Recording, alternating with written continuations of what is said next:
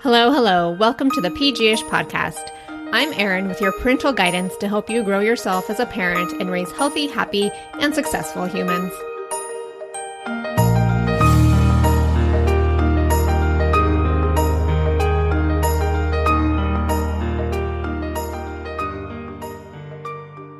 Hey friend, if you want to support PG-ish, the best way is to check out one of our sponsors. If you've been around here a while, you may remember that I used to be a health coach. I think the human body is really amazing and that as a society, we should be doing more to take care of our bodies. I also think food is medicine. I will not go on a diatribe here, but at the beginning of the year, I started using Gem and I'm obsessed with this real food multivitamin.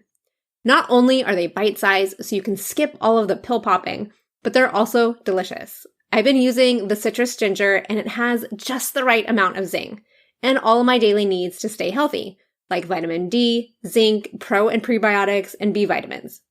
Head to dailygem.com/PGish to get 50% off of your first order. Also, I'm putting the finishing touches on my new course, Weary to Revived. Join me and other burnt-out mamas to create a blueprint to feel, heal, and redefine joy in life on your own terms. To learn more and to sign up, head to pgishparenting.com/events. All right, let's dive in. So I recently had to change phone providers. This was a long time coming, and there's a much longer story behind the reason why, which I'll spare you of. But let me tell you, changing carriers when you're tied to a provider based on your ex-husband is a complicated matter. But when I finally pulled the trigger, it seemed so easy. Follow these 3 instructions and voila, you're all set. If you know anything in life that's that easy, please share with me. Because these 3 easy instructions turned into a 3-month, actually probably longer, ordeal. And when I finally got through to a live human being to cancel one service, they, of course, had an incentive to make me stay. And it's true, I hate decisions. And sometimes I drag out decisions because I either don't have the bandwidth to deal with it, or I want to research first to make an educated decision. But when I do make up my mind to do something, do not give me another option to agonize over. Ugh. As the momager of your home, you may feel the same way. There are enough things on your to-do list and you simply want to get them crossed off easily and quickly. Or have someone else entirely do them for you. And should one item be painstakingly difficult, it may just make you cry or turn red. Well, it turns out having more choices leads to less satisfaction overall. Psychology professor and author Barry Schwartz looks at a central belief of our Western world, freedom of choice. Not to spoil it, but his conclusion is that choice has made us not freer, but more paralyzed. Not happier, but more dissatisfied. Check it out. Something as dramatic as our identity is now become a matter of choice. We don't inherit an identity, we get to invent it, and we get to reinvent ourselves as often as we like. And that means that every day when you wake up in the morning, you have to decide what kind of person you want to be. With respect to marriage and family, there was a time when the default assumption that almost everyone had is that you got married as soon as you could, and then you started having kids as soon as you could. The only real choice was who, not when, and not what you did after. Nowadays, everything is very much up for grabs. I teach wonderfully intelligent students, and I assign 20% less work than I used to. And it's not because they're less smart, and it's not because they're less diligent. It's because they are preoccupied, asking themselves, should I get married or not? Should I get married now? Should I get married later? Should I have kids first or a career first? All of these are consuming questions. And they're going to answer these questions whether or not it means not doing all the work I assign and not getting a good grade in my courses. And indeed they should. These are important questions to answer. Work. We are blessed, as Carl was pointing out, with the technology that enables us to work every minute of every day from any place on the planet. So what this means, this incredible freedom of choice we have with respect to work, is that we have to make a decision again and again and again about whether we should or shouldn't be working. We can go to watch our kid play soccer, and we have our cell phone on one hip and our BlackBerry on our other hip and our laptop presumably on our laps. And even if they're all shut off, every minute that we're watching our kid mutilate a soccer game, we are also asking ourselves, should I answer this cell phone call, should I respond to this email, should I draft this letter? And even if the answer to the question is no, it's certainly going to make the experience of your kid's soccer game very different than it would have been. So everywhere we look, big things and small things, material things and lifestyle things, life is a matter of choice. And the question is this good news or bad news? And the answer is yes. We all know what's good about it, so I'm going to talk about what's bad about it. All of this choice has two negative effects on people. One effect, paradoxically, is that it produces paralysis rather than liberation. With so many options to choose from, people find it very difficult to choose at all. I'll give you one very dramatic example of this, a study that was done of investments in voluntary retirement plans. A colleague of mine got access to investment records from Vanguard, the gigantic mutual fund company of about 1 million employees in about 2,000 different workplaces. And what she found is that for every 10 mutual funds the employer offered, rate of participation went down 2%. You offer 50 funds, 10% fewer employees participate than if you only offer 5. Why? Because with 50 funds to choose from, it's so damn hard to decide which fund to choose that you'll just put it off till tomorrow, and then tomorrow, and then tomorrow, and tomorrow, and tomorrow, and of course tomorrow never comes. Understand that not only does this mean that people are going to have to eat dog food when they retire because they don't have enough money put away, it also means that making the decision is so hard that they pass up significant matching money from the employer. By not participating, they are passing up as much as $5,000 a year from the employer, who would happily match their contribution. So paralysis is a consequence of having too many choices. So that's one effect. The second effect is that even if we manage to overcome the paralysis and make a choice, we end up less satisfied with the result of the choice than we would be if we had fewer options to choose from. And there are several reasons for this. One of them is that with a lot of different salad dressings to choose from, if you buy one and it's not perfect, and you know what salad dressing is, it's easy to imagine that you could have made a different choice that would have been better. And what happens is this imagined alternative induces you to regret the decision you made, and this regret subtracts from the satisfaction you get out of the decision you made, even if it was a good decision. The more options there are, the easier it is to regret anything at all that is disappointing about the option that you chose. Second, what economists call opportunity costs. How much the way in which we value things depends on what we compare them to. Well, when there are lots of alternatives to consider, it is easy to imagine the attractive features of alternatives that you reject that make you less satisfied with the alternative that you've chosen. Here's an example. Opportunity costs subtract from the satisfaction we get out of what we choose, even when what we choose is terrific. And the more options there are to consider, the more attractive features of these options are going to be reflected by us as opportunity costs. Whenever you're choosing one thing, you're choosing not to do other things, and those other things may have lots of attractive features, and it's going to make what you're doing less attractive. Third, escalation of expectations. This hit me when I went to replace my jeans. I wear jeans almost all the time. And there was a time when jeans came in one flavor, and you bought them, and they fit like crap, and they were incredibly uncomfortable, and if you wore them long enough and washed them enough times, they started to feel okay. So I went to replace my jeans after years and years of wearing these old ones, and I said, I want a pair of jeans, here's my size, and the shopkeeper said, do you want slim fit, easy fit, relaxed fit? You want button fly or zipper fly? You want stone washed or acid washed? Do you want them distressed? Do you want boot cut? Do you want tapered? Blah, blah, blah, on and on. He went. My jaw dropped. And after I recovered, I said, I want the kind that used to be the only kind. He had no idea what that was.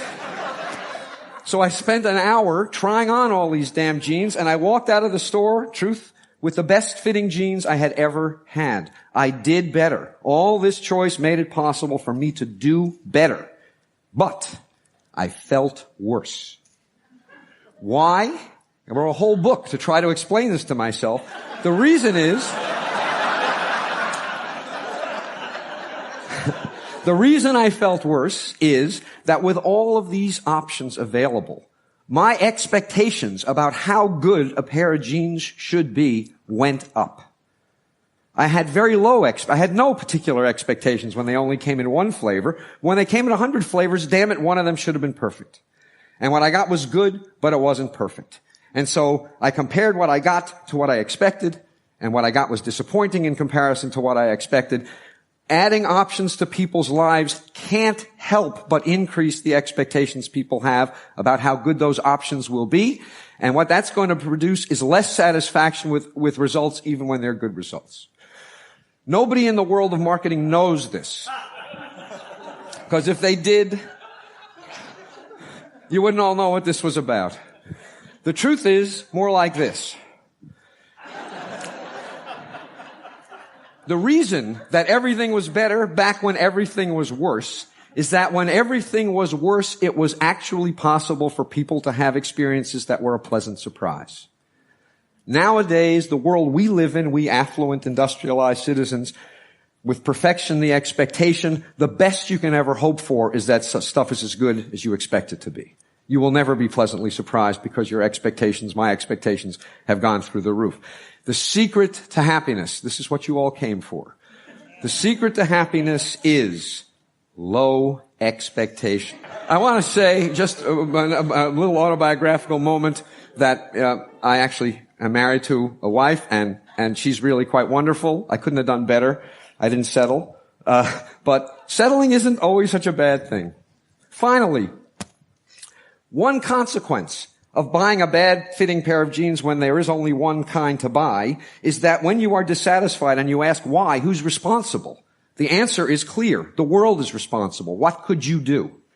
When there are hundreds of different styles of jeans available and you buy one that is disappointing and you ask why, who's responsible? It is equally clear that the answer to the question is you. You could have done better. With 100 different kinds of jeans on display, there is no excuse for failure. And so when people make decisions, and even though the results of the decisions are good, they feel disappointed about them, they blame themselves. Clinical depression has exploded in the industrial world in the last generation. I believe a significant, not the only, but a significant contributor to this explosion of depression and also suicide is that people have experiences that are disappointing because their standards are so high, and then when they have to explain these experiences to themselves, they think they're at fault. And so the net result is that we do better in general, objectively, and we feel worse. So, let me remind you, this is the official dogma, the one that we all take to be true, and it's all false. It is not true. There's no question that some choice is better than none, but it doesn't follow from that more choice is better than some choice. There's some magical amount. I don't know what it is. I'm pretty confident that we have long since passed the point where options improve our welfare. Now, as a policy matter, I'm almost done. As a policy matter, the thing to think about is this. What enables all of this choice in industrial societies is material affluence. There are lots of places in the world, and we have heard about several of them, where their problem is not that they have too much choice. Their problem is that they have too little. So the stuff I'm talking about is the peculiar problem of modern, affluent Western societies. And what is so frustrating and infuriating is this, is that these expensive, complicated choices, it's not simply that they don't help. They actually hurt. They actually make us worse off. You're supposed to read this cartoon and being a sophisticated person say, what does this fish know? You know, nothing is possible in this fishbowl. Impoverished imagination, a myopic view of the world, and that's the way I read it at first. The more I thought about it, however, the more I came to the view that this fish knows something. Because the truth of the matter is that if you shatter the fishbowl so that everything is possible, you don't have freedom, you have paralysis. If you shatter this fishbowl so that everything is possible, you decrease satisfaction. You increase paralysis and you decrease satisfaction. Everybody needs a fishbowl. This one is almost certainly too limited, perhaps even for the fish, certainly for us. But the absence of some metaphorical fishbowl is a recipe for misery and, I suspect, disaster. While I'm all for abundance, the sheer amount of decisions you need to make on a daily basis these days, which is a catch-22 thanks to our modern tech-driven world, is exhausting. I'm in complete agreement with Schwartz that the infinite amount of choices is paralyzing and all-consuming for the human psyche. Please correct me if I'm wrong, but much more so for the working mom psyche. Navigating the schedules, the pantry, the emotions, while aiming for the work-life balance is a juggling act in and of itself. In addition, which I've seen it in my own life and I'm sure you have as well, high expectations and the endless questioning of choices before you even make them, and most often than not, blaming yourself for any failures along the way, simply beat you down. This vicious cycle only leads to regret and, worse off, remorse. I mean, truly, who hasn't experienced buyer's remorse? With your happiness at stake, it's time to rein it in. While you can't control the bounty of options out there, you can make your yes be yes and your no be no and move on. Creating boundaries to make educated decisions quickly and being satisfied in them will be life-giving. Now, don't get me wrong, FOMO is oh so real these days, but pay attention to what you're consuming that may be adding to the deluge of information, decision fatigue, chatter and noise, and ultimately comparison and too high of expectations. Maybe you're like me and too often you think if you only get more educated on a choice, you'll make a better decision. But at what cost? At some point, you need to take action and move on. And unlike those fun commercials back in the 80s and 90s, the more you know may just equate to more anxiety. At the end of the day, do what's good for you, not what is good for that TikTok influencer or heck, even your mom. Does this resonate with you? If so, I'd love to know if you've discovered solutions to maximize your happiness by limiting your choices. Email me at hello@pghparenting.com or DM me on Instagram at pghparenting. All right, my friend, to listen to the full talk by Barry Schwartz or to check out one of his books, The Paradox of Choice, Why More is Less, or to get on the waitlist for my Weary to Revived class, head to the links in the show notes. Please do share this episode with your bestie, your yoga buddy, or your boss so that more parents can grow alongside their kiddo like you. Sending you much love. See you next time.